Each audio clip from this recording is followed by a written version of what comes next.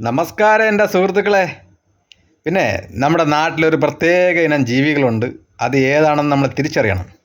അത് വേറൊന്നുമല്ല, നമ്മൾ കൈ നീട്ടുന്നവൻ എന്നും കൈ നീട്ടിക്കൊണ്ടിരിക്കണം, ചെറ്റക്കുടിൽ കിടക്കുന്നവൻ എന്നും ചെറ്റക്കുടിൽ കിടക്കണം, ഉയർന്നു വരാൻ പാടില്ല.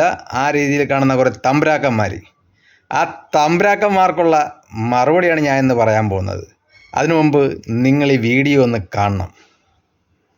മമ്മൂക്കയുടെ പെർമിഷനോട് കൂടി. അല്ല, നായകനെ ലാസ്റ്റല്ലേ വിളിക്കുന്നത്? ശരി, അവർ സമ്മതിക്കുന്നില്ല. വാ വിനായക.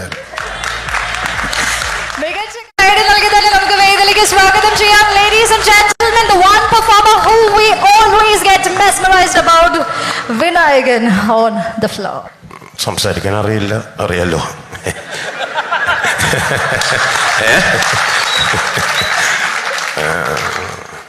ലൈഫിൽ നടക്കുന്ന ചില സംസാരിക്കാൻ അറിയില്ലെങ്കിലും നന്നായിട്ട് അഭിനയിക്കാൻ അറിയാം. നീ അടുത്ത ആരെക്കുറിച്ച് പറയാൻ പോണമെന്നറിയില്ലേ? പെട്ടെന്നൊരു സുപ്രഭാതത്തിൽ ബിഗ് ബോസിനെ ചീത്ത പറഞ്ഞുകൊണ്ട് നടന്നവൻ, വാളാ പോളാ പറഞ്ഞുകൊണ്ട് നടന്നവൻ ബിഗ് ബോസിൽ ഒരു എൻട്രി കിട്ടിയപ്പോൾ അതിനകത്ത് പോയി അവൻ അതിനകത്ത് വിന്നായി. പിന്നെ അവൻ പിന്നെ രാജാവാണ്. അവനാണ് യഥാർത്ഥ രാജാവെന്നാണ് അവൻ്റെ വിചാരം. അവൻ അതിന് ശേഷം നമ്മളെ വിനായകണ്ണനെ കുറിച്ച് കുറേ പറഞ്ഞുകൊണ്ട് നടന്നു. കാരണം ഇവനെ വച്ച് ആര് പറയിപ്പിക്കുന്നതെന്നോ അതോ ഇവനായിട്ട് പറയുന്നതെന്നോ അറിയത്തില്ല.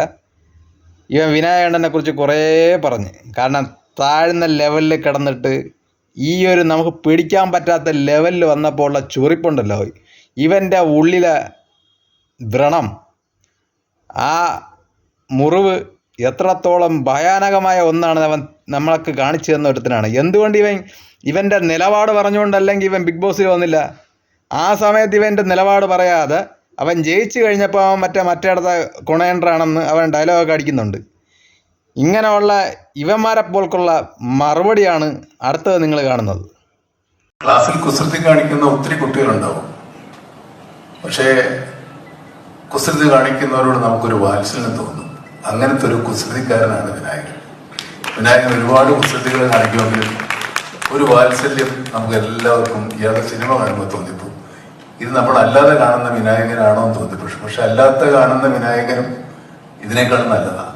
ശരിക്കും കാണാഞ്ഞതാണ് അല്ലേ? പിന്നെ വീണ് കിട്ടിയ ഭാഗ്യം പോലെ അദ്ദേഹത്തിൻ്റെ സൈഡിൽ നിന്നൊരു 2-3 സാധനമാർക്ക് കിട്ടി.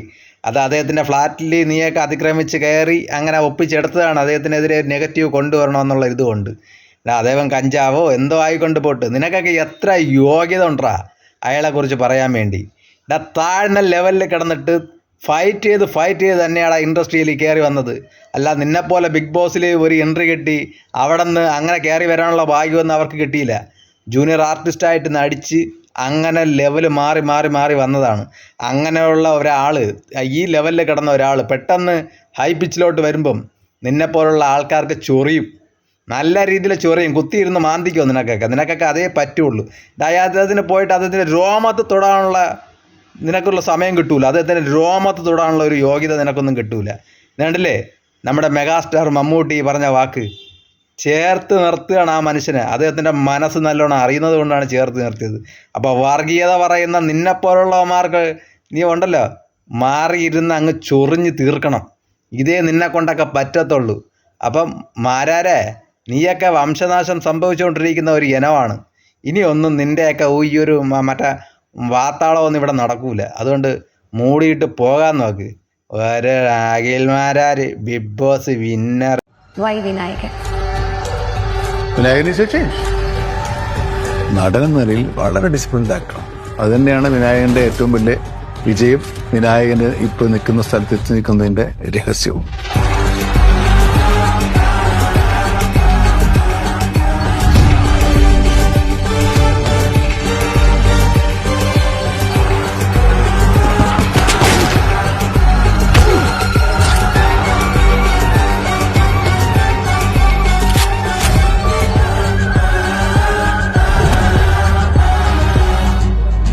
വലിയ വാക്കാണ് അത്, അതിൻ്റെ അപ്പുറത്തൊന്നും ഇല്ല. നമുക്ക് തന്നെ പറയുന്നത് വിനായകനെ വെച്ച് ചെയ്യിക്കുക. ജന്മത്തിലെ ഭാഗ്യങ്ങളാണ് അതെല്ലാം.